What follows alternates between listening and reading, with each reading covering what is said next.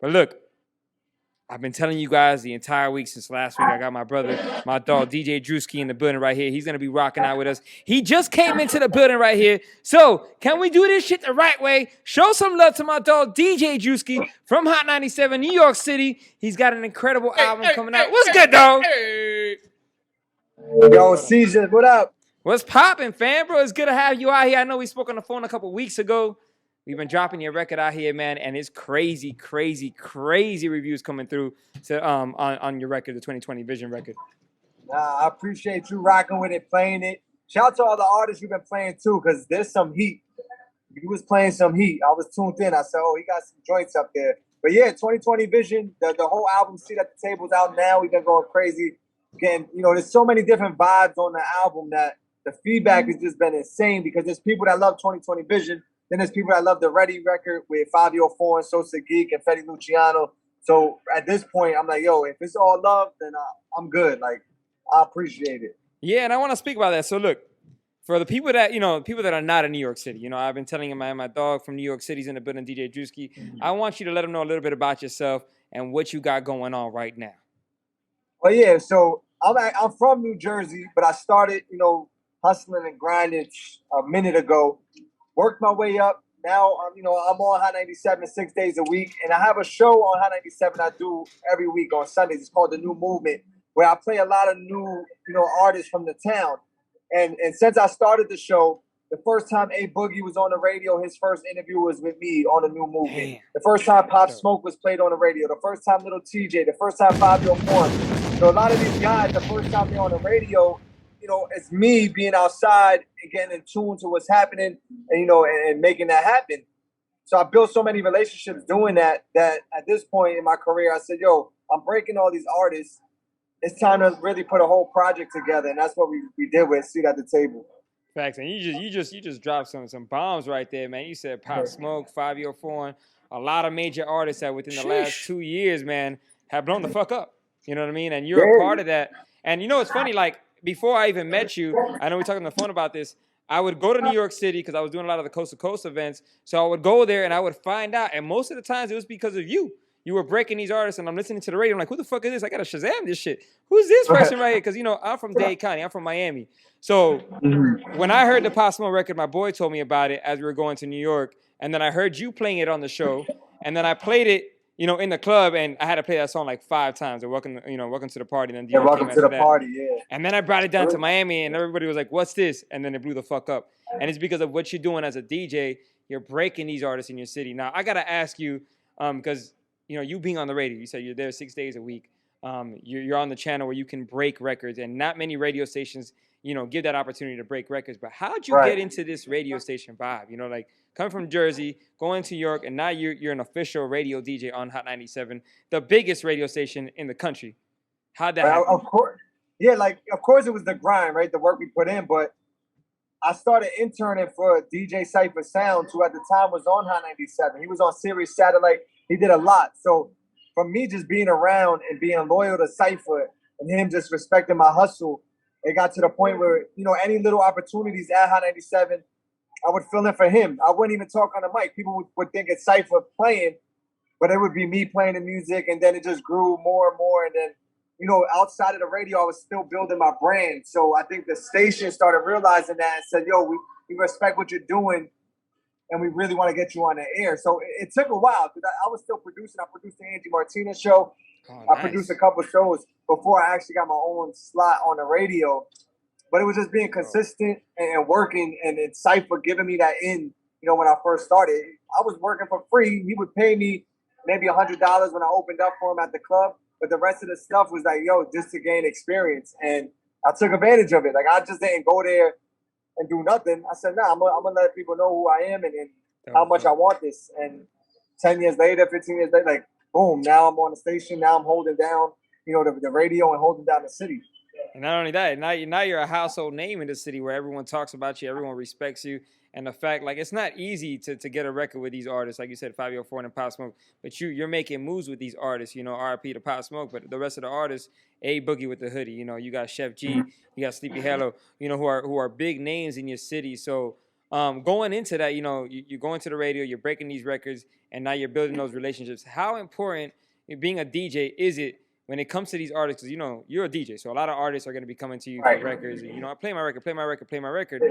But how important is it to have the relationship with the artist so that way you can break these records rather than someone just saying, hey, play my record, and then never talk to you again? It's super important to build a relationship because sometimes it's bigger than just one record. Like there's artists that, you know, we see they have one hit record or one big record and they kind of disappear. I feel like building a relationship with the artist, we make it bigger than that one record. It goes, I'm like, okay, cool. We got one. Now, you know, let me be in your corner. Let me support as much as I can so we get 2, 3, 4 more. A lot of the artists I've worked with, they just don't have one record that streamed crazy. Like a lot of these artists, you look at Little TJ, his numbers are insane. Of course, Pop Smoke, insane. Favio, insane. I'm like, yo, it's bigger than Big Drip. Like, let's keep going viral every song. So, but that's just off of the, you know, building that relationship and not just like, yo, let me play your one song and that's it. It's like, now we're gonna continue to work, whatever influence I have, whatever I could do. You know, that's all based off relationship. Got you. And there's a lot of artists that are tuning into the channel right now. So, you know, if they would want to link up with you and they're like, yo, I need my dog. I know I got a hot record. You know how the artists say, I know I got a hot record. How can I have, you know, my dog Drewski play this record on his show, Being Hot 97? You know, how does that happen? Is it just, send the record, or is it building a relationship? What would it be? You know, it comes different ways. There's sometimes I can listen to your show and you're playing just records, you know, on a review show, and I'm like, yo, that record is actually hard. That record deserves a chance. And I'm one of those guys that I'm okay with giving the record or an artist a chance. It's not like you gotta, you know, run down on me and explain. You said, nah, if the record is hard and I feel like, you know, you're putting in the work, we're gonna give you an opportunity. So it comes from DJs sometimes too, like, yo, Drewski, you know, you play new music, rock with this artist, support this artist. So, you know, it comes different ways, but I'm very active on my Instagram. They can Instagram me @SoDrewski. Send me their links, send me their music. I'm in tune. Like I'm actually in the middle. I was doing a club set.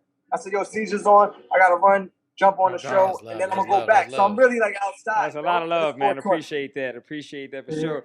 And look, you know, and the reason why I talk about this, because, you know, I'm always working with the artists on this channel. This entire channel is all about, you know, giving a music review, finding out if the artist has something where I can eventually take to you or to other DJs, you know, and I always tell the artists all the time, it's all about building relationships. Yeah, we talk about it all the time. And that's why everybody I interview, I always ask, what's the importance of a relationship? Now, you built these relationships with all these artists. Now, you got a seat at the table, being the album that you got out right now. 2020 Vision is a single that you're pushing out right now. How did this project and then this single come together? The project came together really because I just decided, yo, I'm gonna start producing music. I want to work on music. One of the first songs was a song I did with Pop Smoke and Little TJ, and the song never came out. It never got like cleared to come out. And then a few months later, Pop Smoke passes away. So I said, you know what? I'm never putting this song out. I don't want to look like we capitalizing off of Pop Smoke. True. And then they used Pop Smoke verse on the Woo record with Rowdy and 50. So if you go look at the producer credit on that record, you'll see DJ Drewski, you know, because that was my record. Like that was the verse on my record. But once we started that, I said, yo, we're gonna keep going crazy. I want all the hottest artists from the city.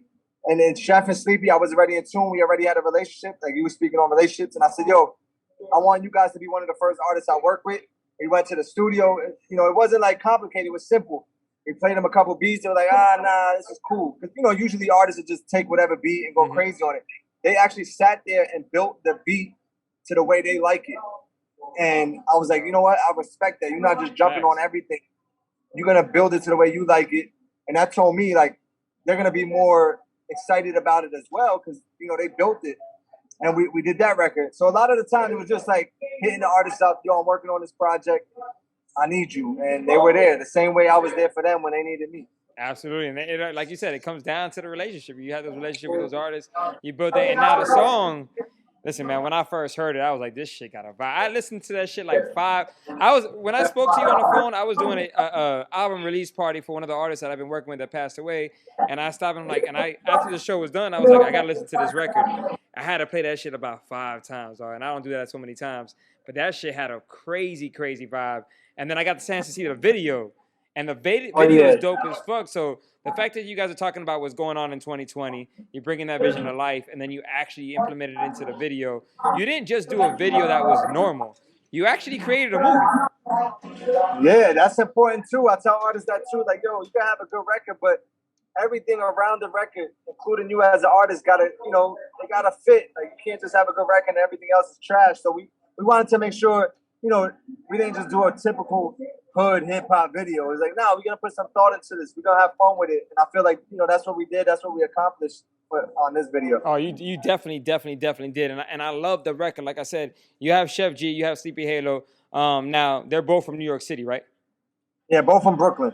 Both from Brooklyn, man. And from what I heard, like when I heard about Pop Smoke, I started hearing about Sheff G, because like I said, I was never in New York until I went to tour, and I started hearing about both of them at the same time. They both got some crazy vibes. So Sheff G and Sleepy Hallow, they're on that record 2020 Vision, and like, to me, it's dope as fuck that you're actually supporting your city. And how important is that to have those artists, being on your city, being on that album? Yeah, I feel like as a DJ, we got to support where we come from first. If I can't go out of town and go crazy with artists from out of town without helping our own first. And that goes for, like, no matter where you're from. So I think it's very important to be in tune with what's going on in your own city. And if you have a platform to help support artists, because, at the end of the day, I got to come back home, and this is home. And we're going to break other records and support. Like, even in New York with the Mooski record, the Trackstar record, I was still first to play it in New York, but it just feels different when you're playing the artist from your city, from your town. It's just a different type of energy and respect you get as a DJ when you step out. Hell yeah. And it's crazy because, like you said, you get to play anybody's record. You can play, the hottest records out right there. But to be able to say, yo, this is this artist from my city, and be able to have a conversation with him in your city and hang out with him, that's a whole other vibe. And that's why I say, it just feel good. And then, you see it grow.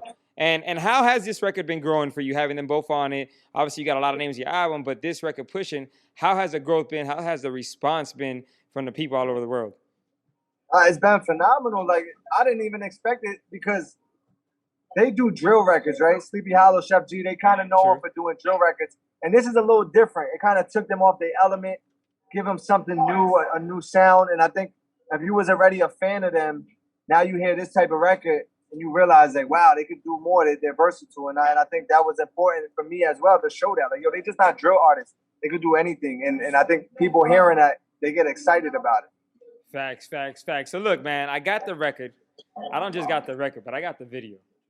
Can you introduce the video to us, man? Yeah, let's get to it, man. DJ Drewski, Sheff G, Sleepy Hallow. It's called 2020 Vision, off the new project, Seat at the Table. I appreciate you guys for supporting. Shout out to my guy, Chris, MP3 Wax, and everyone that's been rocking with the record. Seizure, I appreciate you for real. Now, all day, here we go, man. Brand new record, DJ Drewski, Sheff G, Sleepy Hallow. It's called 2020 Vision. We got to drop this motherfucker. Let's get it.